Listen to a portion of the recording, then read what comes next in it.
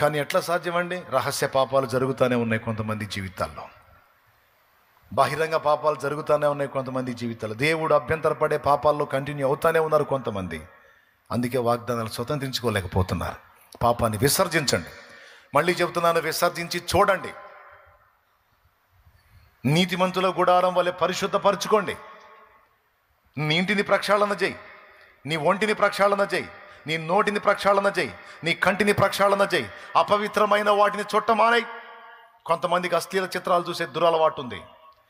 రాత్రుల వేళల్లో పర్సనల్గా ఉన్నప్పుడు సెల్ ఫోన్లు ఓపెన్ చేసుకొని అశ్లీలమైన అపవిత్రమైన వాటిని చూసే అలవాటు ఉంది. దేవుడు అభ్యంతర పడతాడు. అపవిత్రమైన వాటిని చుట్టమానై, అసహ్యమైన వాటిని చుట్టమానై.